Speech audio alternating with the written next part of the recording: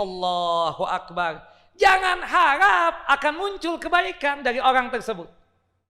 Tapi kalau hatinya baik, subhanallah, insyaallah biiznillah akan muncul yang namanya apa? Kebaikan dari dia tersebut.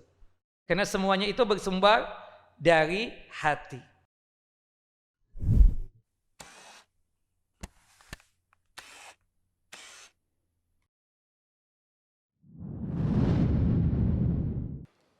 Bismillahirrahmanirrahim.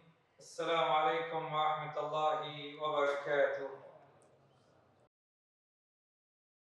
Innal hamdalillah nahmaduhu wa nasta'inu wa nastaghfiruh wa na'udzu billahi min syururi anfusina wa min sayyiati a'malina. May yahdihillahu fala mudilla lahu wa may yudlil fala hadiya lahu. Asyhadu an la ilaha illallah wahdahu la syarika lah wa asyhadu anna Muhammadan abduhu wa rasuluh. Wa laqad qala Allah ta'ala fil Qur'anil 'azim, ya ayyuhalladzina amanu taqullaha haqqa tuqatih wa la tamutunna illa wa antum muslimun. Wa ba'd, rabbi shrah li sadri wa yassir li amri wahlul 'uqdatam min lisani yafqahu qawli. Allahumma anfa'na bima 'allamtana wa 'allimna ma yanfa'una wa zidna 'ilma. Allahumma inna na'udzubika min zawali ni'matika wa fuj'ati niqmatika wa tahawuli 'afiyatika wa jami'i sakhatika. Ikhwani wa akhawati fid din, a'azani wa a'azakumullah.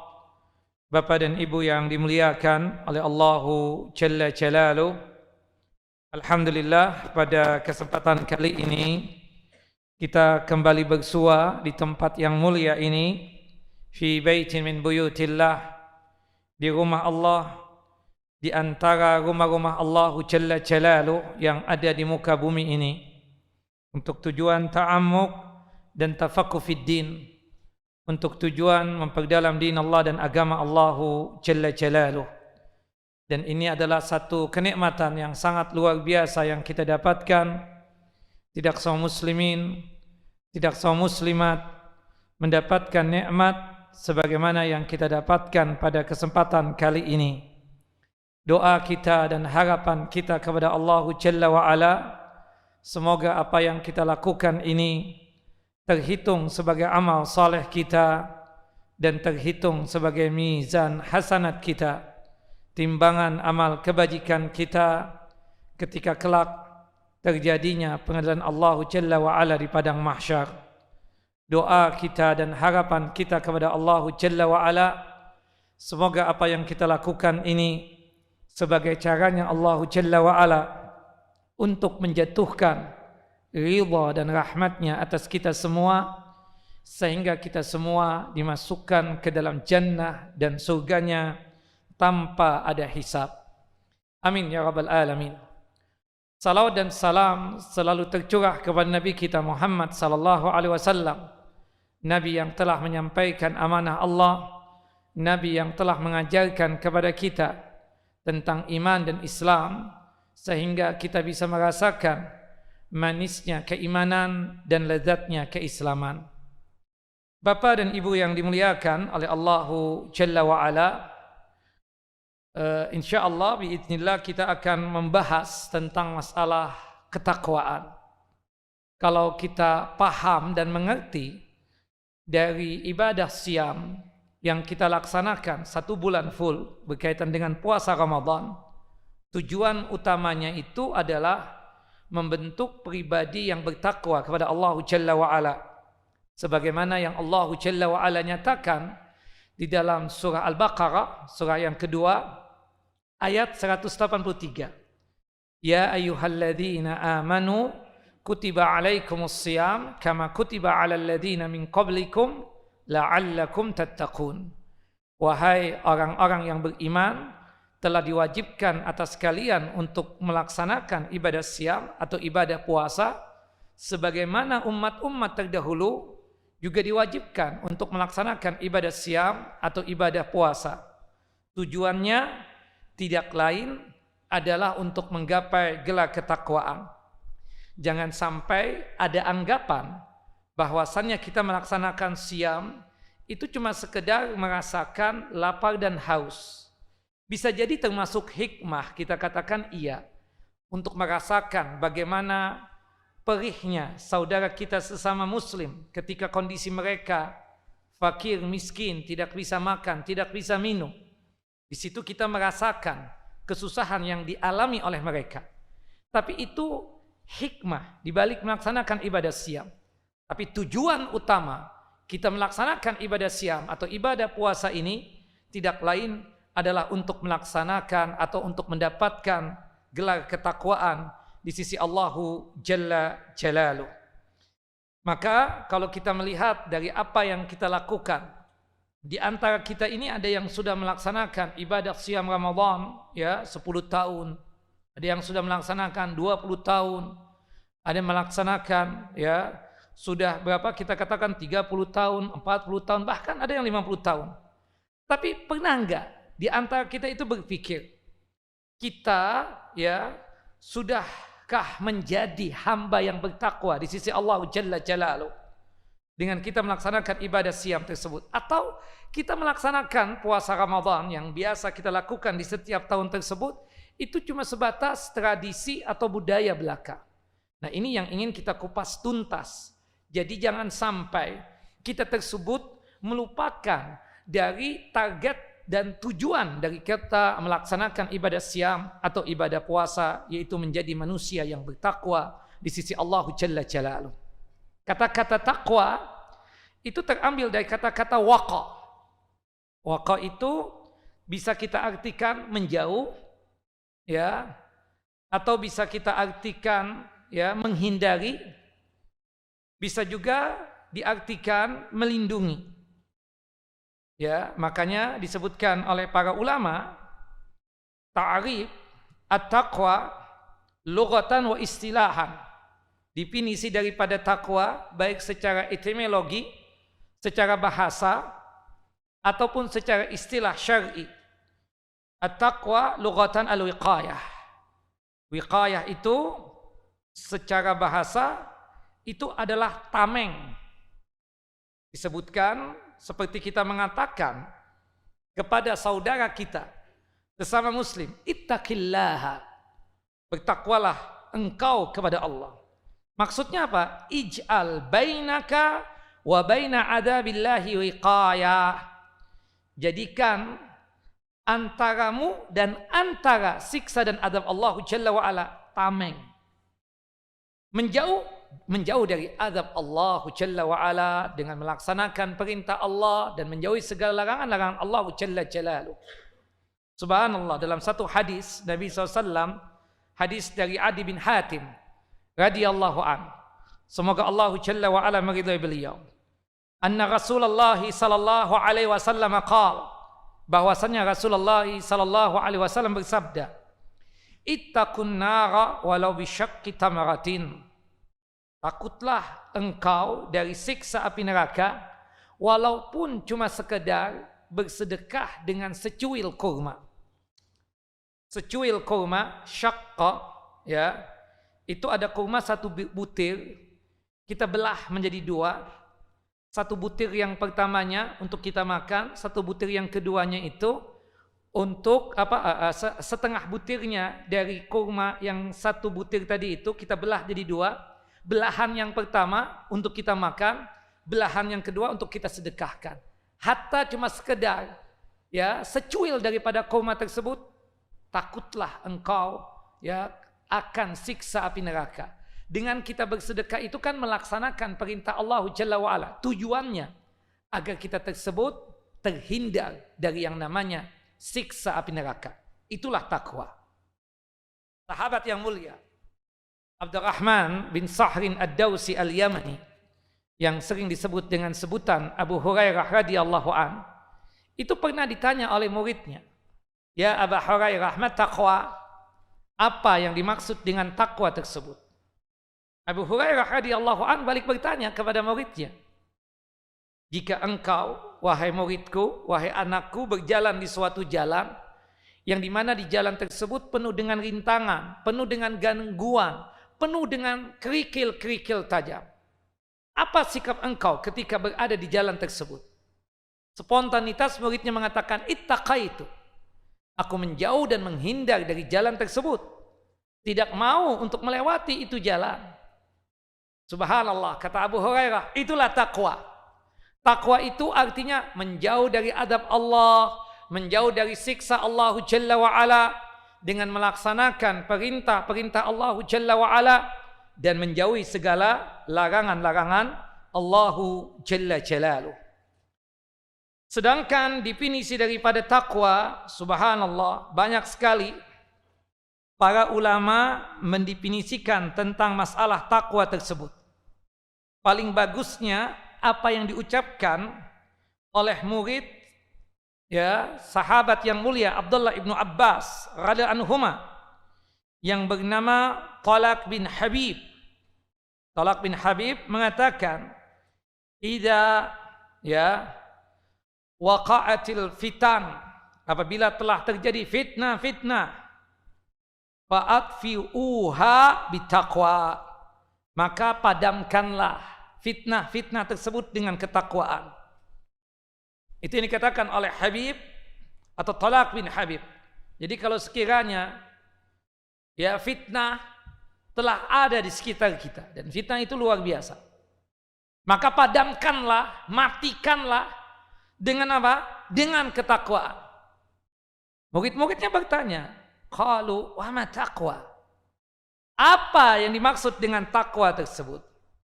Kata beliau rahimahullah rahmatan wasi'ah, qala hiya an ta'mala bi ta'atillahi ala nurin minallahi raja'a rahmatillahi, wa taqwa tarku ma'asillahi ala nurin minallahi makhafata adzaballah. Yang disebut dengan takwa itu adalah mengerjakan ketaatan kepada Allah Jalla wa'ala berdasarkan cahaya dari Allah Jalla wa'ala. Cahaya di sini maksudnya adalah ilmu. Jadi kita beramal, melaksanakan ketaatan, ya, taat itu kan penjabarannya adalah perintah Allah kita laksanakan, larangan Allah Jalla wa'ala kita tinggalkan. Itu ketaatan. Nah, ketika kita menjalankan ketakwaan tersebut di atas ilmu, alal basirah, makanya di sini dikatakan mengerjakan ketaatan kepada Allah berdasarkan cahaya dari Allah Jalla wa'ala, berdasarkan ilmu yang datang dari Allah Jalla Jalaluh, dengan mengharapkan pahala dari Allah Jalla Jalaluh, dengan mengharapkan rahmat dan kasih sayang Allah Jalla Jalaluh. Artinya kita melaksanakan ketaatan, kita sholat, kita puasa, kita menunaikan zakat, kita berumrah, kita berhaji. Tujuan kita apa? Untuk mendapatkan apa? Hasanat dan pahala. Bukan begitu? Puncak daripada hasanat dan pahala itu apa? Jannah, masuk surga. Tidak mungkin kita beribadah sekedar beribadah saja. Makanya pondasi ibadah, usul ibadah itu ada berapa? Ada berapa ikhwah? Ada 3. Yang pertama, mahabbatullah, hubbullah, cinta kepada Allah. Kenapa kita beribadah? Karena kita memang cinta kepada Allah Jalla Jalaluh. Yang kedua, al-khawf, rasa takut kepada Allah Jalla Jalaluh. Kalau ibadah ini kita tinggalkan, azab Allah, siksa Allah akan menghampiri kita. Kemudian war-raja, tentu berharap kepada Allah Jalla Jalaluh. Tidak mungkin kita beribadah tanpa harapan. Kalau orang beribadah cuma dibangun di atas kecintaan saja, mereka itu digambarkan seperti siapa? Zindik. Orang-orang zindik itu. Subhanallah. Orang-orang sufi ya, az-zanadiqah, itu beribadah, kata mereka, di atas dasar kecintaan saja. Enggak ada harapan, enggak ada. Nggak ingin masuk surga, nggak ada kata mereka. Nggak ingin terhindar dari siksa api neraka, nggak ada. Subhanallah. Kemudian kalau orang beribadah cuma atas dasar rasa takut saja, persis seperti siapa? Khawarij, ISIS. Subhanallah, Wahabi. Nah, antum Wahabi bukan sih? Enggak dong, jangan mau antum dibilang Wahabi. Wahabi itu pengikut siapa? Yang terjadi pada abad kedua atau di penghujung akhir abad kedua, masuk ya abad yang ketiga. Abdul Wahab bin Abdurrahman bin Rustum. Jadi orang bilang, enggak, anak enggak Wahabi, anak pengikut Nabi Muhammad SAW. Beres kan? Tapi antum kadang ngotot, enggak, Wahabi ini dihinakan. Kita memang bukan Wahabi. Jelas ya? Jangan mau antum dibilang Wahabi. Anak memang bukan Wahabi. Bukan begitu? Nah, nanti tambahannya. Ya, tahun depan. Baik. Walhasil itu tambahan ilmu. Jadi Khawarij. Ya, Abdul Wahab bin Abdurrahman bin Rustum itu apa? Khawarij. Ya, yang menyandarkan diri mereka itu apa? Dengan istilah Wahabi tadi itu. Nah, jadi kalau orang beribadahnya cuma ada rasa takut saja, kita katakan bahwasannya ya seperti Khawarij. Tapi kalau orang beribadahnya cuma berharap saja, tanpa ada rasa cinta, tanpa ada rasa takut, siapa mereka? Murji'ah. Yang mereka mengatakan iman itu ya di hati, ya tidak ada bukti dengan amalan dan perbuatan, tidak bertambah kata mereka iman kalau kita melaksanakan ketaatan, dan juga tidaklah berkurang keimanan itu kalau toh melakukan maksiat. Itu siapa? Murji'ah. Aliran sesat lagi menyesatkan. Nah kalau kita enggak, gabungan tiga-tiganya, ada rasa cinta, ada rasa takut, dan juga ada ya berharap kepada Allah Jalla wa'ala. Makanya ketika kita melaksanakan ketaatan kepada Allah Jalla wa'ala di atas cahayanya Allah Jalla wa'ala, di atas ilmu, tujuannya berharap pahalanya Allah, berharap rahmatnya Allah Jalla wa'ala. Dan kita bertakwa tersebut meninggalkan segala bentuk maksiat-maksiat di atas cahayanya Allah Jalla Jalaluh, berharap untuk apa? Terhindar dari yang namanya azab dan siksa Allah Jalla Jalaluh. Itulah yang disebut dengan apa? Takwa. Jelas ya? Jadi takwa itu apa? Mengerjakan ketaatan kepada Allah berdasarkan cahaya dari Allah dengan mengharapkan pahala dari Allah dan meninggalkan kemaksiatan kepada Allah Jalla wa'ala berdasarkan cahaya dari Allah karena takut terhadap azab dan siksa Allah Jalla Jalaluh. Yang dimaksudkan dengan cahaya ini apa? Ilmu. Nah, karena halal haram itu kan di atas ilmu. Kita tahu halal, ini haram. Di atas ilmu. Ini perintah, ini larangan. Di atas ilmu. Nah, Ali bin Abi Thalib radhiyallahu an ketika menafsirkan takwa, kata beliau, at-taqwa al-khawfu minal jalili wal amalu bitanzili wal isti'dadu li yaumir rahili war ridha bil qalili. Yang disebut dengan takwa itu takut kepada Allah yang maha mulia, mengamalkan apa yang termuat di dalam Al-Quranul Karim untuk mempersiapkan diri untuk meninggalkan alam dunia ini untuk menuju alam akhirat dan ridha serta puas dengan hidup seadanya, qanaah. Ya, jadi kalau kita takut kepada Allah Jalla wa Ala, takwa bukan? Takwa.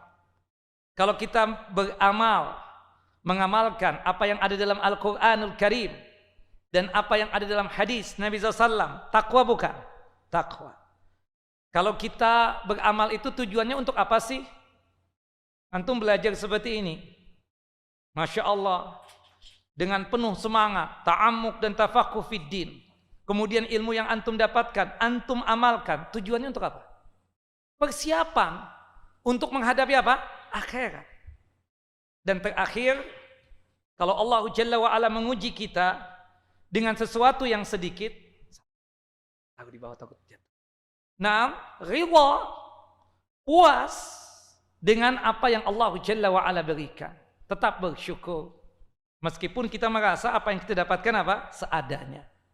Nah itu yang dikatakan oleh sahabat yang mulia Ali bin Abi Thalib radhiyallahu anhu.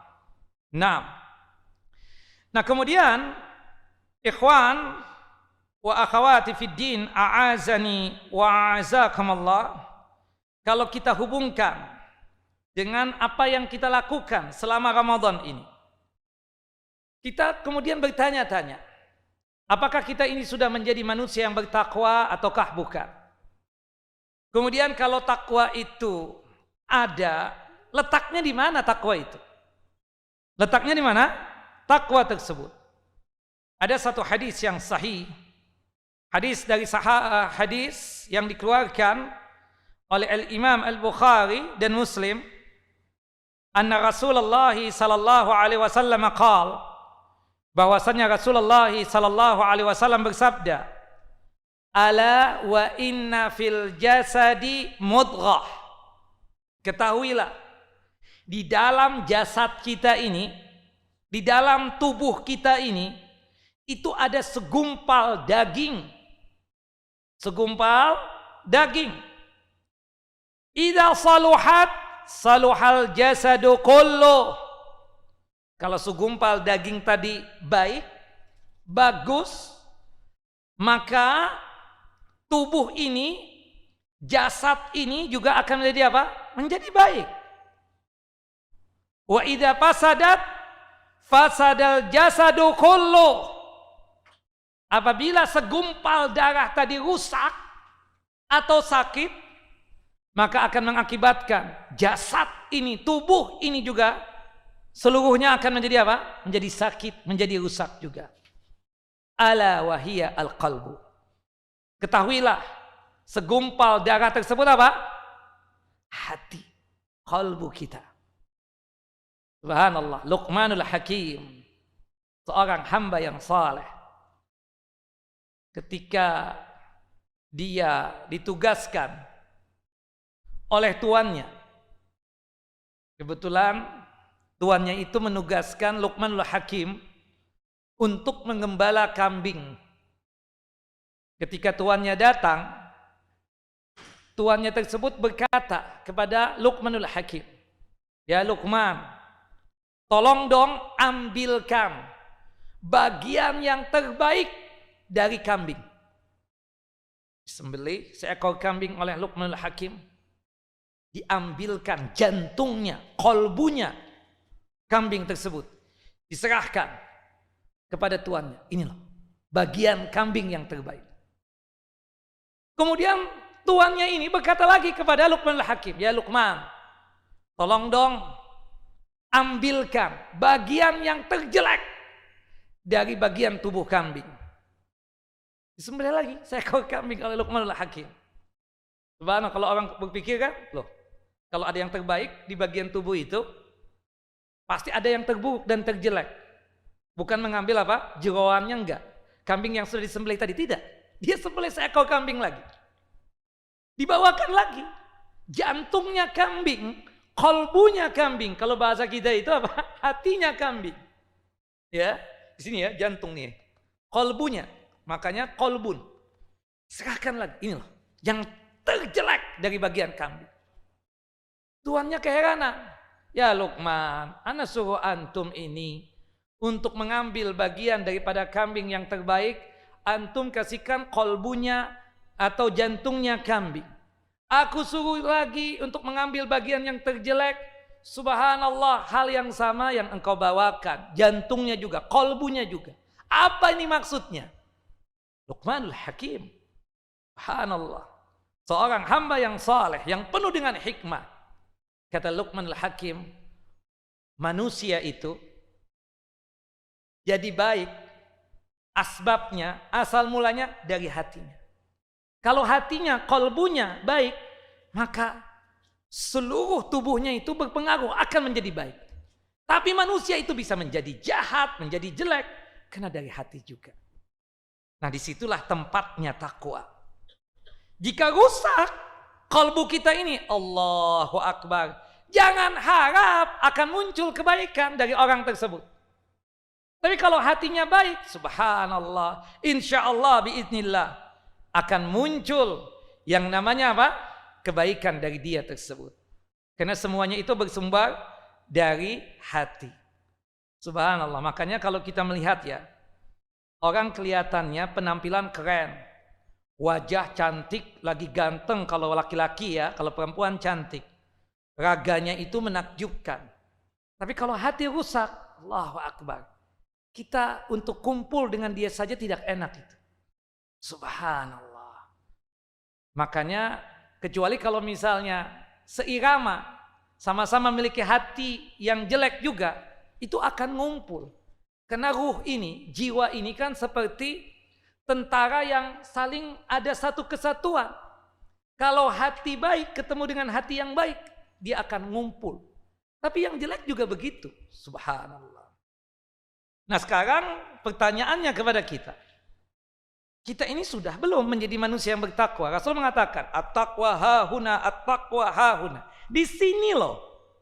Kita kan setelah selesai Ramadan, ketemu dengan saudara kita, saling berucap. Ucapannya apa? Taqabbalallahu minna wa minkum, taqabbal ya karim. Bahkan dengan panjang ya baca doanya. Taqabbalallahu minna salatana wa siyamana wa qiyamana, dan seterusnya. Tapi pantas enggak ya kita mengucapkan itu? Atau kita termasuk yang apa ya, kalau kita katakan itu wajar enggak mengucapkan itu? Karena kita ini kadang melaksanakan satu amalan itu, target-targetnya itu malah dihilangkan begitu saja. Tapi itu yang sering kita pikirkan, pantas enggak anak mengucapkan itu? Nah, saya ingin mengajak nih ikhwan dan akhwat semua untuk merenungkan dari firman Allah Jalla Jalaluh dalam surah Ali Imran, surah yang ketiga, ayat 133 sampai ayat 135. Berkaitan tentang firman Allah Jalla wa'ala tentang masalah takwa. Subhanallah, takwa itu ada wujudnya dan tempatnya ada di qalbu, di hati ini. Ya, yang ada di dalam jasad kita atau di dalam raga kita. Ada wujudnya di dalam perilaku kita bahkan. Ada wujudnya di dalam perbuatan kita. Kita bacakan ayatnya. Satu persatu kita bahas. Ini sampai jam berapa kita? Sampai Isya? Cukup. Isya lanjut sedikit. Baik. Ayat 133. Allah Jalla wa Ala mengatakan, wasari'u ila maghfiratin min rabbikum wa jannatin arduhas samawati wal ard u'iddat lil muttaqin. Dan bersegeralah kalian mencari ampunan dari Tuhan kalian dan mendapatkan surga yang luasnya seluas langit dan seluas bumi yang disediakan bagi orang-orang yang bertakwa. Ayat 133 dari surah Ali Imran, ciri khas orang yang bertakwa itu, dia mencari apa? Ampunan dari Allahu Jalla Jalaluh.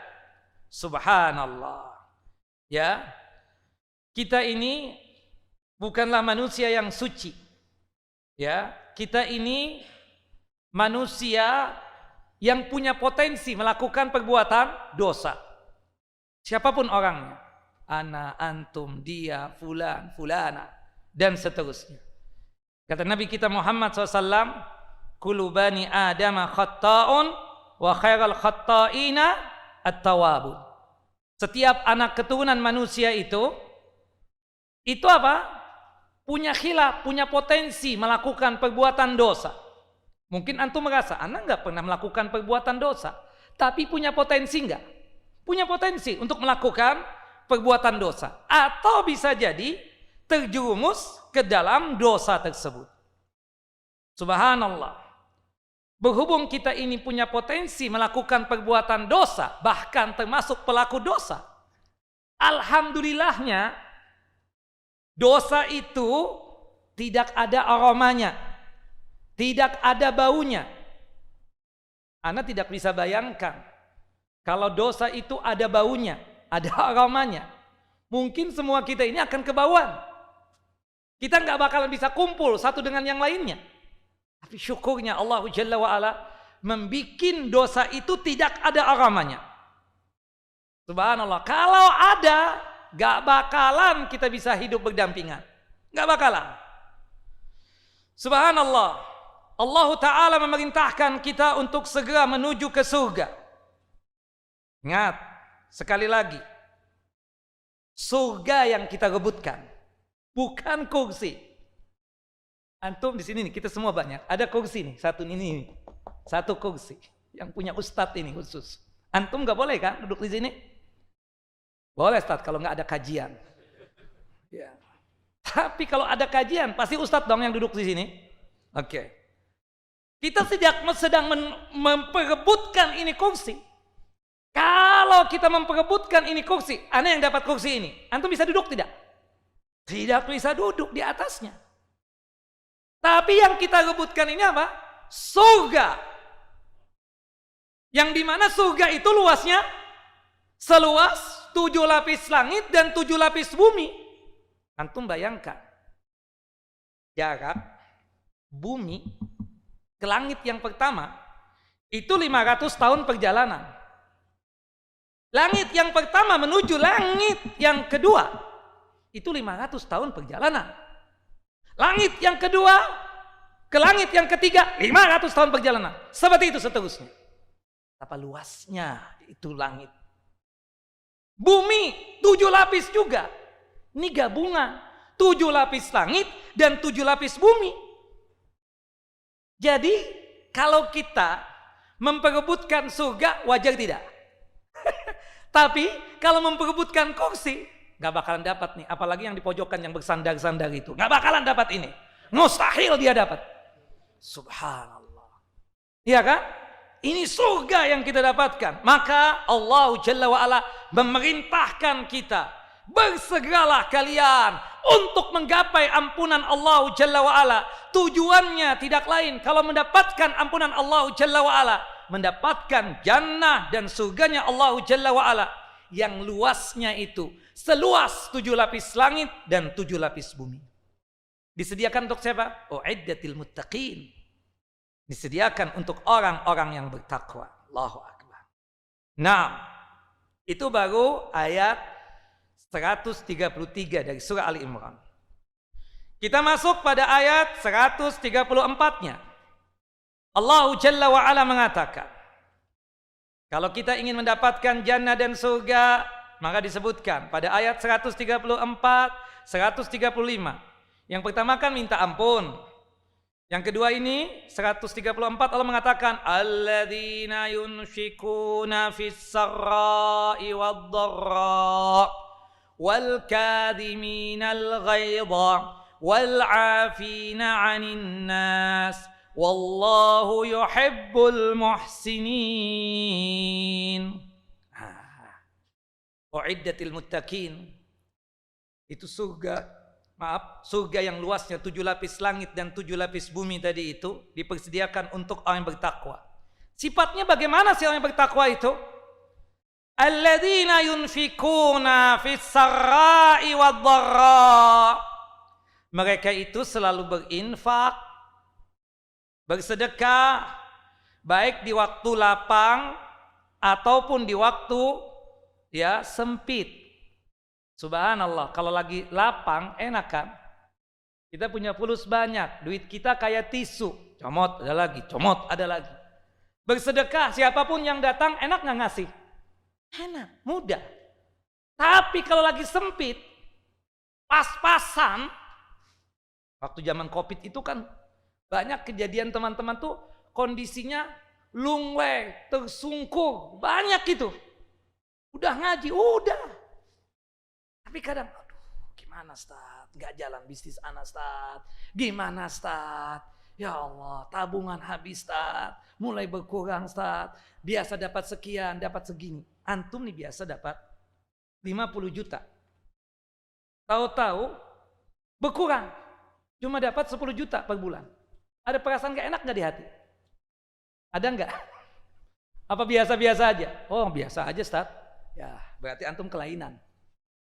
Benar, kelainan berarti. Pastilah ada satu gak enak, sempit betul. Disitulah orang mulai berkurang apa? Sedekah, berinfak. Kadang ditelepon. Ada enggak nih infak sedekahnya? Tahun ini enggak dulu ya. Kan seperti itu ngomongnya. Enggak, orang yang bertakwa enggak seperti itu. Orang yang bertakwa itu sanggup untuk menginfakkan hartanya dalam kondisi dia tersebut lapang ataupun dalam kondisi dia tersebut dalam kondisi sempit sekalipun. Subhanallah. Itulah orang yang bertakwa. Ya. Subhanallah, kita punya level yang seperti itu apa tidak ya? Kayaknya belum ya. Kayaknya belum. Kalau ada fulus bagus sedekah kan? Kalau enggak Ustaz, Anda termasuk mustahik Ustaz. Termasuk yang berhak menerima zakat, sedekah, fidyah apapun. Oke, Anda siap terima. Kita modelnya level-levelnya begitu doang. Bukan begitu? Gak pernah merasa gengsi gitu loh. Coba enggak deh alafu, Anda enggak terima ya. Maaf Bang, Anda enggak terima. Anda enggak terima.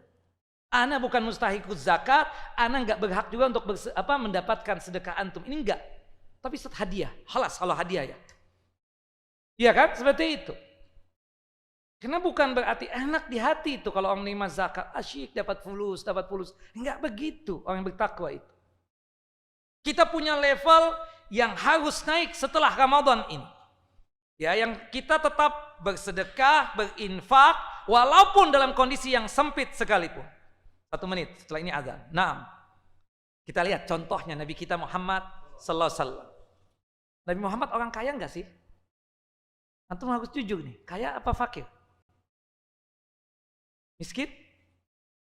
Ya sederhana lah ya. Subhanallah, tapi apakah Rasulullah SAW tetap bersedekah? Tetap bersedekah, bukan begitu? Subhanallah. Ya, sampai ada sahabat yang datang kepada Nabi SAW punya kepingin. Ya Rasulullah, baju antum bagus banget. Hadiahkan dong buat anak. Tunggu kata Nabi SAW. Sebentar. Diganti baju, dikasihkan tuh baju. Coba antum datang ke Ustadz, bagus banget, keren banget baju inti. Masya Allah, nih kayaknya nggak ada nih di tempat kita. Oh, anak mau pakai apa nih? Ustadz pakai baju anak aja nanti Ustadz. Oh, aku kelamakan nih, kada cukup baju ikamnya kurus banget. Paling begitu Ustadznya ngomong.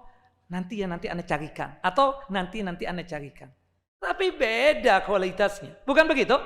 Ya begitu kira-kira. Ya, itu Nabi kita Muhammad SAW. Diminta, dikasih oleh Nabi kita Muhammad SAW. Kita kayaknya nggak selevel itu. Apalagi bajunya hanya kan.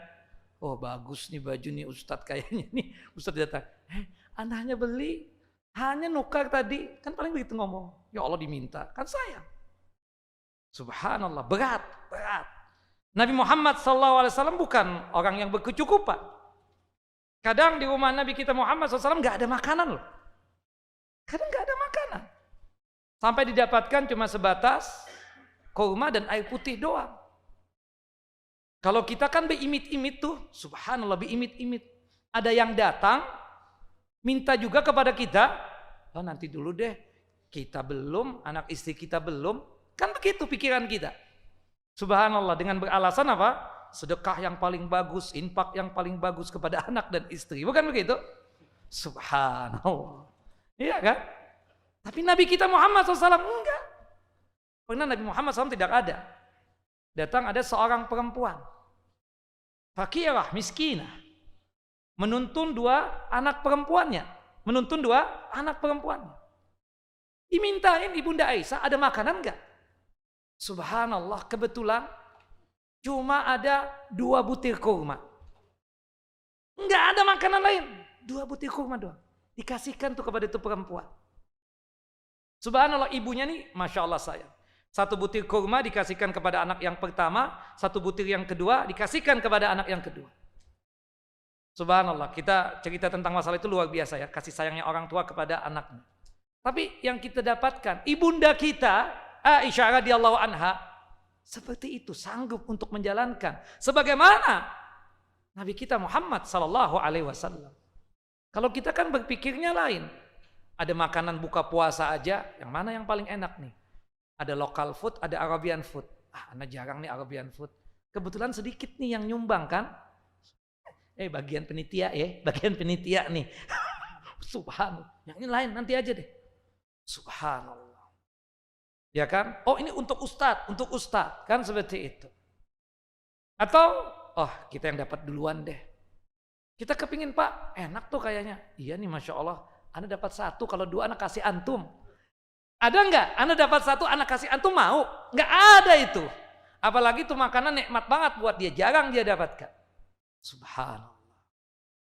Nah kita mencoba untuk naik level yang lebih tinggi lah ya. Kita mencontoh Nabi kita Muhammad SAW. Karena as-sadaqatu burhanun, kata Nabi SAW. Sedekah itu bukti orang yang bertakwa di situ adanya.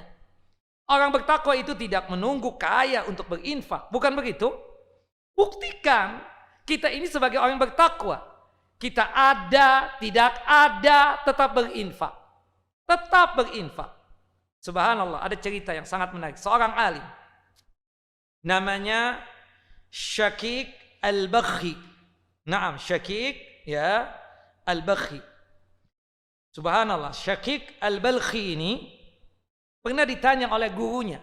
Gurunya seorang alim, namanya Ibrahim bin Adham. Dia tanya, "Ya Syakik, akhbirni amma anta alaih." Wahai Syakik, bagaimana cara engkau menyikapi kehidupan ini?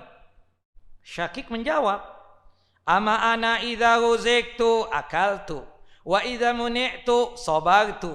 Aku, wahai guruku, wahai ustaz, ya jika aku mendapatkan rizki, maka aku akan makan rizki itu.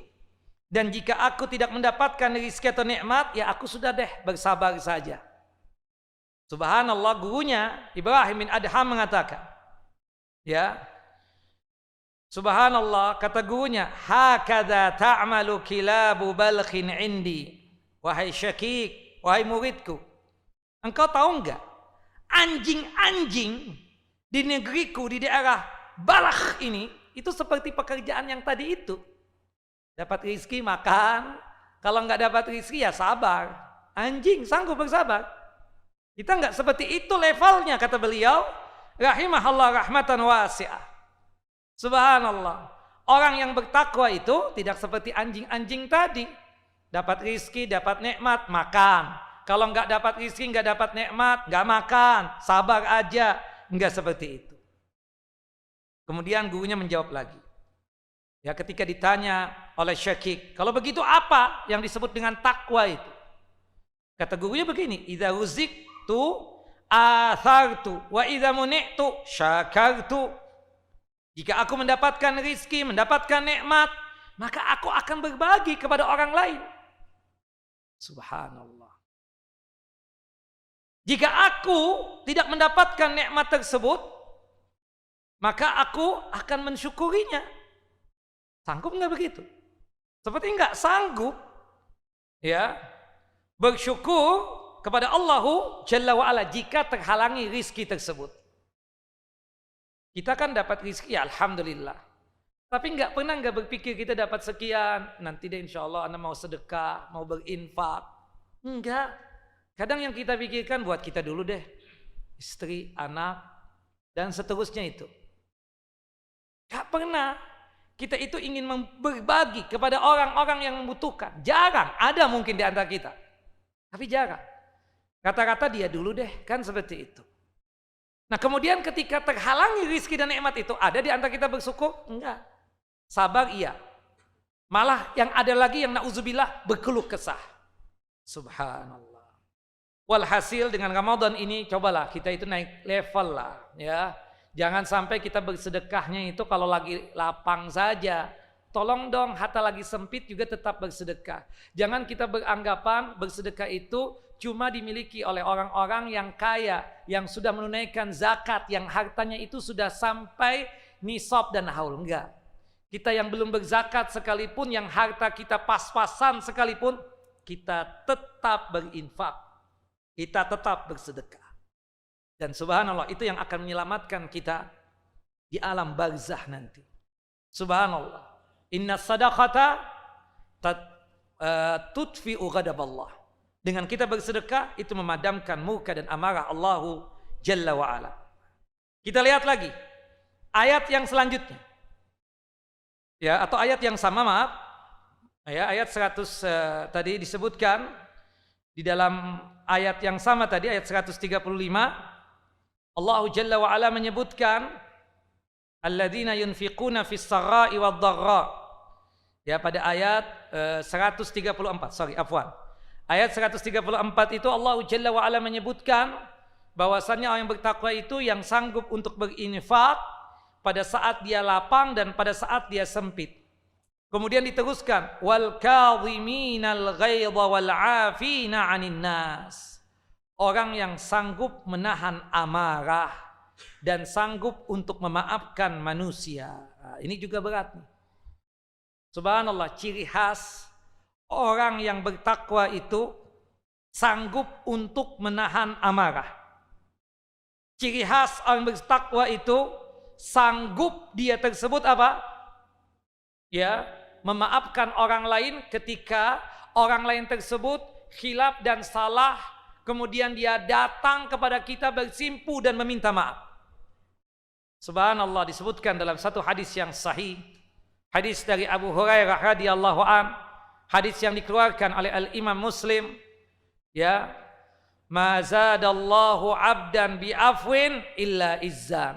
Tidaklah seorang hamba itu sanggup untuk memaafkan kesalahan orang lain kecuali yang dia dapatkan kemuliaan di sisi Allah Jalla Jalaluh. Bayangkan ada orang yang pernah zalim kepada kita. Zalimnya itu besar. Ya, masalah mengambil harta kita, pernah menyakiti kita, lisannya itu tidak bagus buat kita. Subhanallah, dalam perjalanan hidup dia mendapatkan hidayah, petunjuk dari Allah Jalla wa Ala, mengakui kesalahan dan khilafnya tersebut. Kemudian datang kepada kita, bersimpuh untuk meminta maaf kepada kita. Kalau kita orang yang bertakwa, kita sanggup untuk memaafkannya. Tapi kalau kita nggak sanggup memaafkan, berarti kita bukanlah orang yang bertakwa. Subhanallah, kalau kita lihat tentang ayat perceraian di juz yang kedua dalam surah Al-Baqarah, di penghujungnya itu Allah Jalla wa Ala menjelaskan kepada para mantan suami atau mantan istri, ketika rumah tangga itu tidak bisa dipertahankan lagi, maka jalan keluar yang terakhir adalah bercerai. Ini sudah tidak bisa lagi Ustadz dipersatukan. Gimana Ustadz? Ini sudah nggak ada lagi rasa cinta, ya, sudah nggak ada rasa lagi dari dua belah pihak. Yang ada, ya, bertikai, bertengkar dan seterusnya. Susah untuk disatukan. Allah mencarikan solusi. Yaitu apa? Bercerai.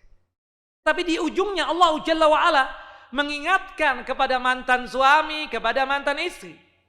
Wa anta'fu aqrabu littaqwa. Hei mantan suami, hei mantan istri, saling memaafkanlah di antara kalian tersebut. Subhanallah, kalau sudah masalah rumah tangga ini memang berat. Berpisah itu pasti ada problem dan masalah. Dan maaf ya, dendam kesumatnya itu dibawa sampai ke tua-tua. Sampai kadang nggak mau, ya, bersatu ketika masalah mengawinkan anak, bukan begitu. Nah, itu yang diingatkan oleh Allah Jalla wa Ala. Kita bertakwa atau tidak sih? Ya sudahlah, masa lalu masing-masing punya pasangannya. Itu kan bahasa yang baik. Orang yang mudah untuk memaafkan. Tapi subhanallah, kadang di antara kita itu lebih banyak mengobarkan amarah dan lebih melampiaskan dendam kesumatnya. Dan itu sangat berbahaya sekali. Ciri khas orang yang beriman kepada Allah Jalla Jalaluh adalah orang yang sanggup untuk memaafkan. Sanggup apa? Untuk memaafkan dan sanggup untuk menahan amarah. Kita ini kadang kan ada yang usil tuh. Makanya kelas ustadz itu kelas sabarnya harus tinggi dibandingkan murid-murid. Murid ini kan ada yang usil kadang. Subhanallah, ada yang selonjoran, ada ustadz-ustadz yang gak kuat. Kaki Subhanallah. Ada yang duduk di situ. Ada yang begitu modelnya ustadz. Ada yang anteng saja sambil bercanda. Jangan dong kuyuhan kah kata papa. kada papa selonjoran, kada papa ikam. Ada yang model begitu. Karena memang harus ustadz itu kesabarannya harus kelas tinggi. Kenapa? Karena dia dipandang oleh murid-muridnya. Coba kalau pian-pian ini melihat ulun bersaik-saik di situ. Oh, keluar semua kebun binatang. Ini ustadz apa bukan? Kan begitu. Subhanallah. Nah jadi kita itu harus sanggup untuk menahan amarah tersebut. Nah kalau orang yang sanggup menahan amarah, meskipun dia sanggup untuk melepaskannya, sanggup nih. Untuk melepaskan, membalas itu sanggup. Tapi dia tahan betul. Gak deh, sabar. Subhanallah, jaminannya surga. Jaminannya apa? Surga. Karena Allah Jalla wa'ala menilai orang seperti itu adalah orang-orang yang baik. Wallahu yuhibbul muhsinin. Subhanallah, ada sahabat Nabi. Namanya Qudamah. Pemarah banget, pemarah.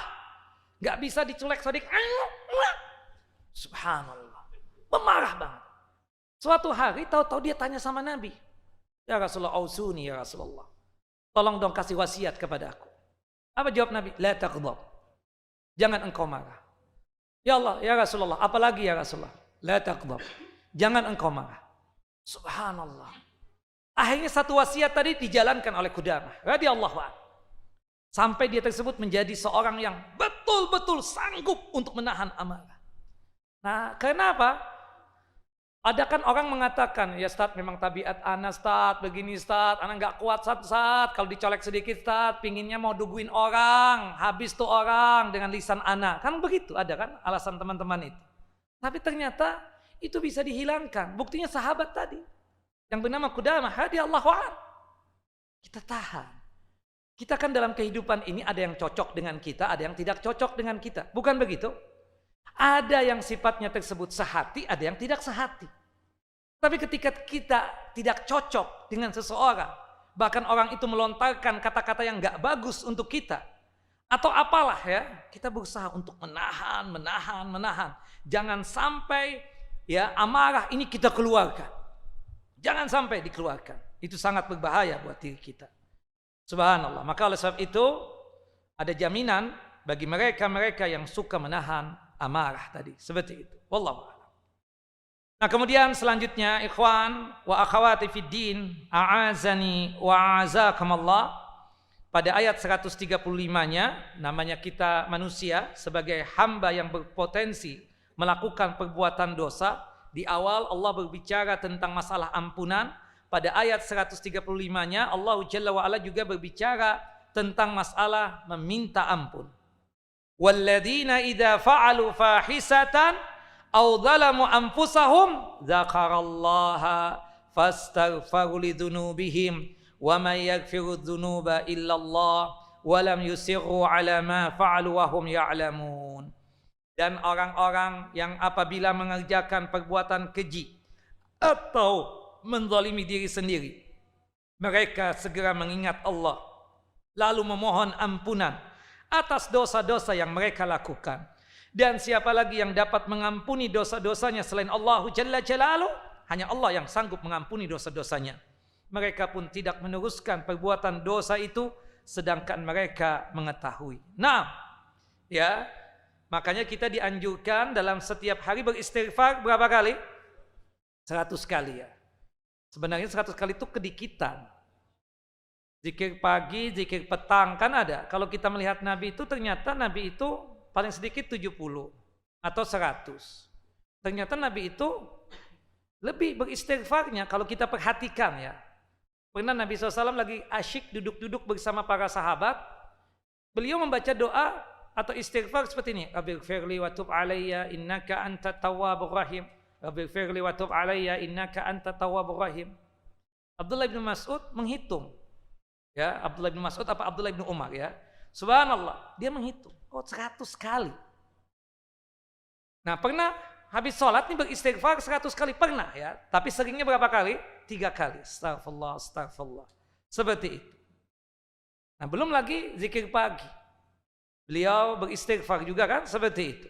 Padahal Nabi kita Muhammad SAW yang jelas suci, maksum, ya, yang dimana jauh daripada dosa-dosa, punya jaminan jannah dan surga dari Allahu Jalla Jalaluh. Nah, ini ayat mengingatkan kita sebagai hamba yang bertakwa. Orang yang bertakwa itu tidak lepas juga dari yang namanya dosa.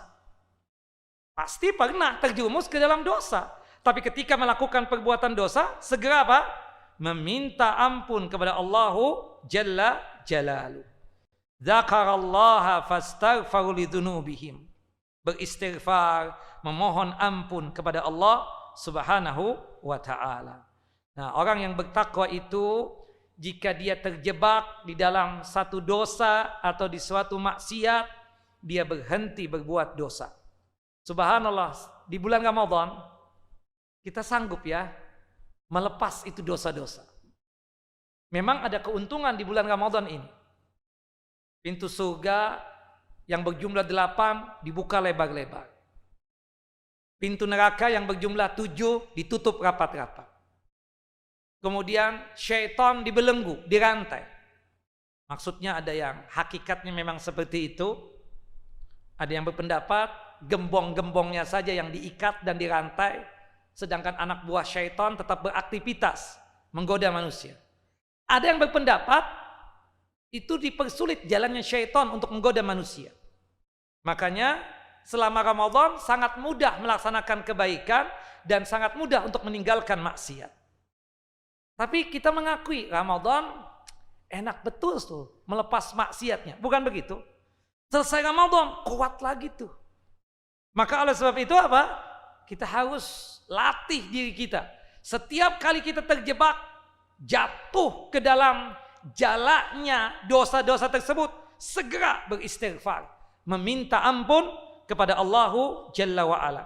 Karena sekali lagi kodratnya manusia itu punya potensi apa? Melakukan perbuatan dosa. Dosa apapun. Kadang mata, kadang telinga, kadang lisan, kadang jari jemari, dan yang lainnya. Seperti itu. Nah, semoga dengan ayat ini ya, ayat dalam surah Ali Imran, ya, surah yang ketiga, ayat 133 sampai ayat 136 ya.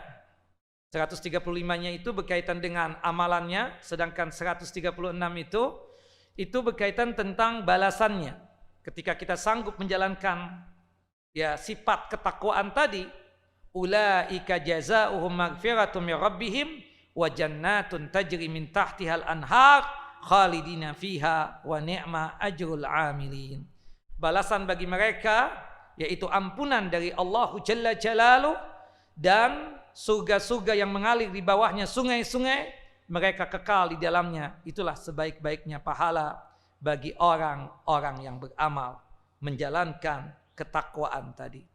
Semoga kita menjadi hamba yang bertakwa di sisi Allah Jalla Jalaluh, sanggup untuk meninggalkan segala maksiat dan perbuatan dosa, dan sanggup untuk melaksanakan perintah-perintah Allah Jalla Jalaluh. Semoga Allah Jalla wa'ala selalu memberikan bimbingannya, petunjuknya kepada kita hingga kita mudah untuk melaksanakan ketaatan kepada Allah Jalla Jalaluh. Wallahu a'lam, ini kira yang bisa disampaikan pada kesempatan kali ini. Wassallallahu ala nabiyina Muhammad wa ala ali Muhammad kama sallaita ala Ibrahim wa ala ali Ibrahim innaka Hamidun Majid. Allahumma barik ala Muhammad wa ala ali Muhammad kama barakta ala Ibrahim wa ala ali Ibrahim innaka Hamidun Majid. Subhanakallahumma wa bihamdika asyhadu an la ilaha illa anta astaghfiruka wa atubu ilaik. Assalamu alaikum warahmatullahi wabarakatuh. Terima kasih. Jazakumullah khairan wa barakallahu fikum. Video ini dibuat atas partisipasi dari donasi Anda. Semoga menjadi amal jariah bagi Anda semuanya.